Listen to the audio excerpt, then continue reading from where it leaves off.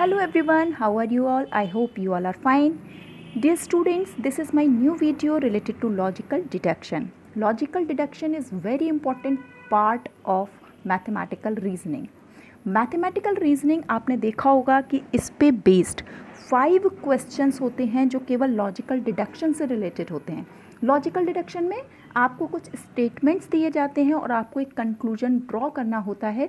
तो वो conclusion draw करना is not an easy task. Actually easy होता है, लेकिन उसके लिए हमें बहुत सारी बातें आनी चाहिए. तो ज़्यादातर देखा है मैंने स्टूडेंट्स गेट कन्फ्यूज्ड क्योंकि all the conclusion sometimes seem to be true, या फिर कुछ चीज़ें जो हमें लगता है कि ये फॉल्स होनी चाहिए वो भी ट्रू निकल आती हैं. तो किस तरीके से by looking at the statements we can finally conclude the statement, या हम किस तरह से क्या कर सकते हैं, हम ये बता सकते हैं कि ये स्टेटमेंट तो कंक्लूजन में आएगा ही नहीं, तो हम किस तरह से इस चीज़ को डिडक्ट करें, उसी पे बेस्ड ये वीडियो है. अगर आप ये पूरी वीडियो देखेंगे तो ये 5 मार्क्स आपके सॉलिड हो जाएंगे. ठीक है, तो let's start this video. In this video पहले मैं आपको क्या शेयर करूंगी, कुछ बेसिक टर्म्स जो मैं इनके लॉजिक्स को डिडक्ट करने में यूज़ करने जा रही हूँ. ठीक है, तो बहुत जल्दी हम लोग वो बेसिक्स पढ़ लेते हैं. What is preposition? प्रपोजिशन क्या है? एक सिंपल स्टेटमेंट. लॉजिक में स्टेटमेंट को हम लोग प्रपोजिशन से बोलते हैं. प्रपोजिशन में आप देखो 3 पार्ट होते हैं. जैसे एक स्टेटमेंट में इंग्लिश में आपने सब्जेक्ट प्रेडिकेट पढ़ा होगा ना, उसी तरह से स्टेटमेंट प्रपोजिशन लॉजिक में भी क्या होते हैं, 3 पार्ट होते हैं. पहला सब्जेक्ट, दूसरा प्रेडिकेट एंड तीसरा कॉपिला. एग्जाम्पल देखिए, मैन इज़ मॉर्टल. तो मैन क्या है, ये स्टेटमेंट किसके बारे में है? मैन. तो मैन हमारा सब्जेक्ट हो गया. मैन के बारे में क्या कहा जा रहा है, मेन इंपॉर्टेंट पॉइंट, उसके बारे में कुछ अफर्मेटिव और नेगेटिव क्या बोला जा रहा है? मॉर्टल. तो वो मॉर्टल क्या हो गया? प्रेडिकेट. और इस क्या है? कॉपिला, जो इन दोनों को लिंक कर रहा है. तो ये हमारे लिए सब्जेक्ट और प्रेडिकेट, ये तो जो वर्ड हैं ये बहुत ज़्यादा इम्पॉर्टेंट है. ठीक है, अब सेकेंड जो हमारे लिए बेसिक बहुत इंपॉर्टेंट है वो क्या है? Classification of preposition. ये बहुत ही इंपॉर्टेंट है. आप जैसे स्क्रीन पे देख रहे हो, देयर आर 4 टाइप्स, टाइप 1, 2, 3, 4. और यहाँ आप देख रहे होगे इनके साथ में ब्रैकेट में कुछ अल्फ़ाबेट्स लिखे हुए हैं जिनके लिए यूज़ करे जाते हैं AEIO. ठीक है, तो इनको हम 1 बाय 1 देखते हैं बहुत क्विकली कि इनका मीनिंग क्या है. Universal affirmative preposition. अफर्मेटिव का मतलब क्या होता है? पॉजिटिव. ठीक है, और यूनिवर्सल का मतलब होता है फॉर ऑल. तो हम लोगों को क्या करना है, ये देखना है कि इस टाइप की प्रपोजिशन में स्टेटमेंट कैसे लगेंगे. तो ये देखिए, अगर ये टाइप की प्रपोजिशन है तो आपके स्टेटमेंट कैसे होंगे? Like all man are animal, all women are kind, या ऑल वीमन आर स्वीट. कुछ भी अगर हम कुछ कर रहे हैं तो इसका मतलब क्या हो गया कि जो भी हमारा है वो ऑल, यानी कि सारे के सारे. इसमें क्या बोला जा रहा है? ऑल मैन, सभी आदमी क्या हैं? एनिमल्स हैं. यानी ऑब्वियसली एनिमल क्या हो गया? एक ब्रॉडर कॉन्सेप्ट हो गया, और मैन उसका क्या है? जस्ट पार्ट है. यानी कि पूरा का पूरा मैन जो है वो एनिमल में कहीं ना कहीं है. ठीक, तो अगर आप वेन डायग्राम बनाओगे तो आपको इस तरह का डायग्राम देखने को मिलेगा, that you know very well. लेकिन हमारे लिए इसमें इंपॉर्टेंट क्या है? इंपॉर्टेंट हमारे लिए है कि सारे के सारे मैन, देखो सारे के सारे मैन क्या है? एनिमल्स. कैन यू से, क्या आप इसको रिवर्स ऑर्डर में लिख सकते हो कि ऑल एनिमल्स आर मैन? नहीं, वो आप नहीं लिख सकते, क्योंकि एनिमल तो ये लोग भी है ना. तो ये मैन नहीं है, ये वाला जो सेक्शन है वही क्या है? एनिमल्स हैं. तो फिर इसमें क्या है? मैन तो डिस्ट्रीब्यूट हो रहा है. मैन क्या है हमारा यहाँ पर? सब्जेक्ट. और प्रेडिकेट क्या है? एनिमल्स. तो man is distributed but animal is not distributed. तो हमारे लिए इंपॉर्टेंट क्या है? जो यूनिवर्सल अफर्मेटिव प्रपोजिशन होती है उसमें क्या डिस्ट्रीब्यूट होता है? सब्जेक्ट. ये लाइन बस आपको याद रखनी है. अब आप देखो सेकेंड हमारी प्रपोजिशन क्या है? सेकेंड है universal negative preposition. Negative preposition में क्या होगा? आप जानते हो, नेगेटिव होगा, और यूनिवर्सल का मतलब that is also for all. ठीक, तो अब इसका लुक कैसा होगा देखिए. नो मैन आर एनिमल्स, यानी कोई भी आदमी एनिमल नहीं है. अगर कोई नहीं है तो ये दोनों ही सेक्शन क्या हो गए? अपने अपने सर्कल्स इनके डिफरेंट हो गए. यानी कि ये इसको बिलोंग नहीं करता, इसको बिलोंग नहीं करता. यानी अगर मैन एनिमल नहीं है तो एनिमल भी मैन नहीं होगा. तो इट मीन्स इसमें मैन भी डिस्ट्रीब्यूट हो रहा है, और अगर हम पलट के लिखते हैं तो वो भी सही है, यानी एनिमल भी डिस्ट्रीब्यूट हो रहा है. तो यानी अगर यूनिवर्सल नेगेटिव प्रपोजिशन आती है तो both subject and predicate are distributed. ये लाइन इंपॉर्टेंट है. पहली में हमने क्या बोला? Only subject is distributed. दूसरी में बोला दोनों ही, यानी both subject and predicate are distributed. अब आप आ जाइए थर्ड पर. थर्ड है हमारी particular affirmative proposition. Particular affirmative positive, particular का मतलब कुछ के लिए, सब के लिए नहीं, कुछ के लिए, ठीक है। तो ये कैसा दिखेगा, ये आपको दिखेगा सम मैन आर एनिमल्स, यानी कुछ आदमी एनिमल्स हैं। अब वो कुछ आदमी कौन से हैं, वी आर नॉट श्योर। अगर हम इसको पलट के लिखना चाहें, रिवर्स ऑर्डर में लिखना चाहें, सम एनिमल्स आर मैन, तब भी हम गारंटी नहीं ले सकते। इट मीन्स ना तो मैन पूरी तरह से डिस्ट्रीब्यूट हो रहा है, ना ही एनिमल्स पूरी तरह से डिस्ट्रीब्यूट हो रहा है। तो जब भी पर्टिकुलर होगा हम लिखेंगे कि दोनों में से कोई भी डिस्ट्रीब्यूट नहीं होगा, ठीक है। पहली में सब्जेक्ट, दूसरी में दोनों डिस्ट्रीब्यूट हो रहे हैं, तीसरी में कोई नहीं हो रहा। अब हमारी लास्ट आती है टाइप, वो है आपकी पर्टिकुलर नेगेटिव, यानी नेगेटिव भी होगा, सम भी होगा। तो कैसे आपको दिखेगा वो, सम मैन आर नॉट एनिमल्स, यानी कि कोई कुछ आदमी जो हैं वो एनिमल्स नहीं है, लेकिन हम ये श्योरिटी से कह सकते हैं कि कुछ एनिमल्स जो होंगे वो आदमी नहीं होंगे, ठीक। तो इसमें क्या है, यानी कि हम ये तो बता सकते हैं कि ये वाले एनिमल्स आदमी नहीं हैं, इसकी श्योरिटी तो दे सकते हैं। तो इसमें क्या होता है कि आप ये जानो कि प्रेडिकेट डिस्ट्रीब्यूट होता है लेकिन सब्जेक्ट डिस्ट्रीब्यूट नहीं होता। तो ये आपके लिए इम्पॉर्टेंट लाइन हो गई। अब आप इसको बस समझने के बाद आप इसका जिस्ट देख लीजिए, यानी कि इसका संक्षेप मेन क्या है। आप देखो टाइप 1 में क्या था, ऑल SRP, यानी कि सारे के सारे एस क्या हैं, सब्जेक्ट क्या हैं, प्रेडिकेट हैं। तो यानी क्या डिस्ट्रीब्यूट हो रहा था, सब्जेक्ट। टाइप 2 में कोई भी SP नहीं है, नो SSP, यानी दोनों ही डिस्ट्रीब्यूट हो रहे हैं। टाइप 3 में सम SRP, कोई डिस्ट्रीब्यूट नहीं हो रहा। और टाइप 4 में सम SR not P, only P is distributed. तो ये आपके लिए एक इम्पॉर्टेंट टेबल है। उसके बाद आप आ जाइए कुछ और बेसिक पे, एक और बस पॉइंट है, all planets are moons and all moons are stars. ये एक एग्जाम्पल मैंने लिया है।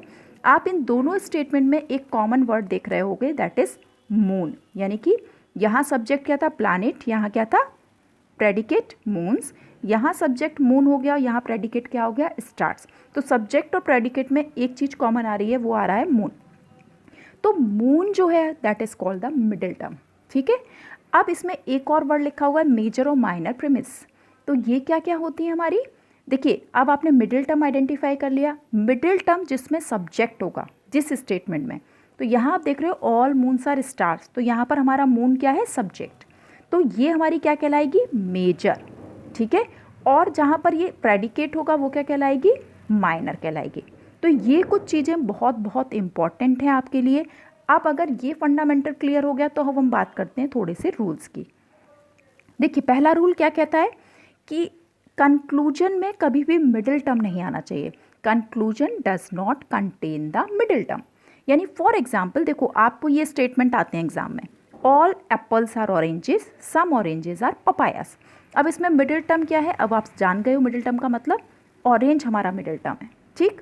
अब आपको पता है कि ऑरेंज मिडिल टर्म है, तो अकॉर्डिंग टू रूल ऑरेंज कभी भी कंक्लूजन का पार्ट नहीं हो सकता। अब आपने कंक्लूजन जो आपको दिए हैं वो देखे, यहाँ क्या है, ऑरेंज आ रहा है, यस।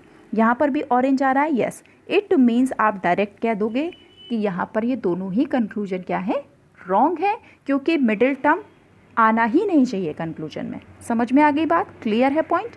अब आप सेकेंड पॉइंट देखो, बहुत ईजी पॉइंट है ये तो बहुत। अब आप सेकेंड पॉइंट देखो क्या है। सेकेंड पॉइंट कहता है, देखो आप पहले समझो, स्टेटमेंट हमें दे रखे हैं ये और ये।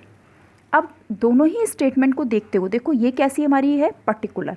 पर्टिकुलर में मैंने आपसे क्या कहा था, सब्जेक्ट हो या प्रेडिकेट हो, दोनों ही डिस्ट्रीब्यूट नहीं होते, ठीक।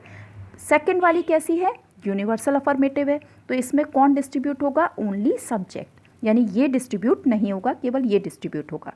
तो आपका ये सेकंड रूल कहता है कि अगर कोई चीज़ स्टेटमेंट में डिस्ट्रीब्यूट नहीं हो रही है तो वो कंक्लूजन में भी डिस्ट्रीब्यूट नहीं होगी, ठीक है। अब आप देखो, जैसे हमने यहाँ लिखा ऑल काउज आर गोट्स, तो अकॉर्डिंग टू हमारा ये कंक्लूजन हमारे लिए ये कैसा यूनिवर्सल है, तो काउ यहाँ डिस्ट्रीब्यूट हो रहा है, जबकि काउ ऊपर डिस्ट्रीब्यूट नहीं हो रहा, यानी कि हम डायरेक्टली इसको डिनाई कर देंगे। वैसे भी आप देखो तो गोट आपका मिडिल टर्म है, यहाँ आ रहा है, तो भी हम इसे डिनाई करेंगे। अब आपका आता है सम डॉग्स आर काउज, तो यहाँ डॉग जो है वो डिस्ट्रीब्यूट हो ही नहीं रहा है, यहाँ पर भी डिस्ट्रीब्यूट नहीं हो रहा। काउज जो है वो भी डिस्ट्रीब्यूट नहीं हो रहा, क्योंकि फिर यहाँ पर यानी कि हम केवल इस कंक्लूजन को देख के चलेंगे, ऊपर वाले कंक्लूजन को हम डायरेक्टली देखते ही नो कर देंगे, ठीक है। अब आप आ जाइए नेक्स्ट रूल पर। नेक्स्ट रूल क्या कहता है, middle term has to be distributed at least once, यानी कि मिडिल टर्म जो होगा वो हमारे स्टेटमेंट्स में एक बार डिस्ट्रीब्यूट ज़रूर होना चाहिए। अगर ऐसा नहीं होता तो कंक्लूजन में नो लिख दीजिए। जैसे ऑल एप्पल्स आर ऑरेंजेस, यहाँ पर आप जानते हो एप्पल डिस्ट्रीब्यूट हो रहा है, ऑरेंज नहीं हो रहा। ये पर्टिकुलर है, दोनों ही डिस्ट्रीब्यूट नहीं होंगे, यानी ऑरेंज हमारा मिडिल टर्म दोनों में ही डिस्ट्रीब्यूट नहीं हुआ। तो आपको यहाँ देखना ही नहीं है, don't waste your time, directly लिख दो no conclusion can be drawn. क्यों नहीं हो रहा? क्योंकि हमारा मिडिल टर्म जो है वो डिस्ट्रीब्यूट नहीं हो रहा। देखो पहला रूल हमारा क्या था कि मिडिल टर्म कंक्लूजन में होना ही नहीं है, ये भी आप देख कर केवल आंसर कर सकते हो। सेकेंड रूल क्या था कि अगर ऊपर कोई चीज़ डिस्ट्रीब्यूट नहीं हो रही स्टेटमेंट में तो कंक्लूजन में भी डिस्ट्रीब्यूट नहीं होगी, बहुत इजी है। फिर थर्ड हमारा रूल क्या आया कि मिडिल टर्म एटलीस्ट एक बार डिस्ट्रीब्यूट होना कंपलसरी है, अगर एक भी बार डिस्ट्रीब्यूट नहीं हो रहा है तो कंक्लूजन होना ही नहीं है। ठीक, अब आप आ जाओ नेक्स्ट पर। नेक्स्ट हमारा रूल क्या कहता है, नो कंक्लूजन की कंडीशन क्या क्या है। अगर दोनों ही प्रीमिसेस हमारी कैसी हैं, पर्टिकुलर हैं, यानी कि सम से स्टार्ट हो रही हैं, तो आपको अगेन सोचो मत, टाइम वेस्ट मत करो, डायरेक्टली क्या करो, no conclusion can be drawn, क्योंकि दोनों ही कैसी हैं, पर्टिकुलर है। क्लियर हो गई बात? ठीक है। अब नेक्स्ट इसमें क्या है, इसमें भी बहुत सारी कंडीशंस होती हैं।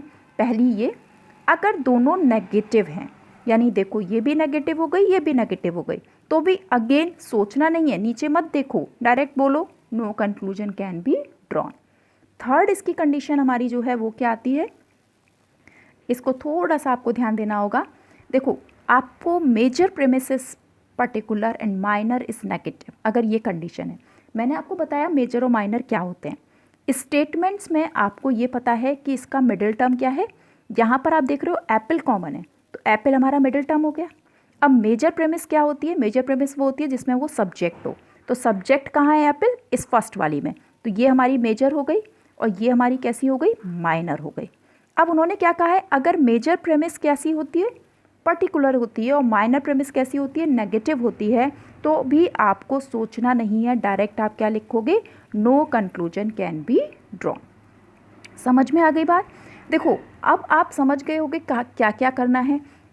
दो बातें और हैं इसके अलावा, आप याद रखो, अगर दोनों स्टेटमेंट में से एक भी स्टेटमेंट पर्टिकुलर है तो आंसर पर्टिकुलर होगा, अगर दोनों स्टेटमेंट में से एक भी स्टेटमेंट नेगेटिव है तो आंसर नेगेटिव होगा। ये केवल कुछ रूल्स हैं डियर स्टूडेंट। आपको पता है कि किसी भी चीज़ को सीखने के लिए सीढ़ी चढ़ना होता है, तो अगर आप रूल्स पे एक बार वर्क करोगे, इस वीडियो को 2-3 बार सुनोगे, तो डेफिनेटली रूल्स आने के बाद आपके लिए कहते हैं ना ब्लिंक का काम होगा, एक सही कंक्लूजन ड्रॉ करना, और 5 मार्क्स आपके हाथ में होंगे, और ये 5 मार्क्स आपकी रैंकिंग को बहुत ऊपर ले जा सकते हैं। तो आप क्या करो, इसको सुनो। अब मैं आपके संग कुछ एग्जाम्पल डिस्कस करती हूँ और बताती हूँ इसका फ़ायदा कैसे होता है। देखो पहला एग्जाम्पल देखिए आप, all roots are flowers, all flowers are stems. अब आप ये देखो कि हम कौन सी चीज़ें यहाँ फॉलो हो सकती हैं, कौन सी नहीं हो सकती। फ्लावर क्या है, मिडिल टर्म है। अब आपने देखा, देखो यहाँ पर सेकंड उसमें देखो फ्लावर्स अपीयर हो रहा है, यानी हम क्लियरली इसे मना कर देंगे, ये तो नहीं पॉसिबल है। अब हमारे लिए केवल क्या बचा, ये, तो हम इसको देखेंगे। अब ये तो आप जानते ही हो कि क्या लिखा हुआ है, देखो ऑल रूट्स आर फ्लावर्स, यानी ऑल रूट्स आर फ्लावर्स, यानी ये रूट्स हो गई, ये फ्लावर्स हो गई, और ऑल फ्लावर्स आर स्टेम, यानी कि सारे के सारे क्या हैं, स्टेम्स हैं, तो रूट्स तो हो ही जाएंगे। तो हमारा पहला स्टेटमेंट फॉलो करेगा। सेकंड स्टेटमेंट हमने डिनायल किससे करा, अकॉर्डिंग टू द रूल्स। अब आप देखो सेकंड वाला, all tubes are handles, all cups are handles. तो इसमें आप देखो मिडिल टर्म क्या है, सबसे पहले हम लोग मिडिल टर्म उठा के सर्कल कर लेते हैं, हैंडल्स। अब मिडिल टर्म ना तो फर्स्ट में डिस्ट्रीब्यूट हो रहा है ना सेकंड में डिस्ट्रीब्यूट हो रहा है, सोचना ही नहीं है, नो कंक्लूजन, टाइम वेस्ट मत करो, डायरेक्ट देख कर आंसर होता है। अब आप आ जाओ थर्ड पर, स्टेटमेंट देखिए, all lamps are hooks, no hook is coloured. इसमें मिडिल टर्म हमारा क्या है, हुक है, ठीक है, और हुक डिस्ट्रीब्यूट यस सेकंड में हो रहा है, यानी प्रॉब्लम नहीं है। लेकिन मैंने आपसे भी क्या बताया था, अगर एक भी प्रेमिस हमारी नेगेटिव है तो आंसर नेगेटिव ही होगा। तो इट मीन्स कि आपको ये वाला तो सोचना ही नहीं है, ये तो गया, तो आप केवल किस पे सोचोगे, इस पे। क्लियर है? तो मैं आपको बता रही हूँ कि आप किस तरह से अपने काम को मिनिमाइज करके सोच सकते हो, ठीक है, और इसमें सारे रूल्स फॉलो कर रहे हैं, तो ये हमारा आंसर हो जाएगा। अब आप देखो last one, some bottles are pencil, some pencils are glasses. अब अगर आप रूल्स को याद करो तो मैंने आपको बताया था अगर दोनों पर्टिकुलर हैं तो भी नो कंक्लूजन होता है, सोचना नहीं पड़ता। ठीक है, तो माय डियर स्टूडेंट्स, आपने देखा कि अगर हमें रूल्स पता हो तो ये इसको करने में मुझे शायद सेकंड लग रहे हैं, तो सेकंड्स का काम होगा और वो भी परफेक्ट, हमारा आंसर भी जो आएगा वो करेक्ट आएगा। 5 marks matters a lot in the competition, वो आपकी रैंकिंग को बहुत ऊपर ले जा सकते हैं। तो आपको करना क्या है, इस वीडियो को सुनिए, इसके बाद इसके एक एक चीज़ को अप्लाई करके देखिए, प्रैक्टिस करिए। कुछ आपको डाउट्स हैं तो मुझसे पूछ सकते हैं। Thank you so very much and be safe, stay at home as much as possible, don't go outside without any useful work, okay, and press the bell icon जिससे आपको नोटिफिकेशन मिलता रहे, और subscribe this channel, okay, take care and stay safe.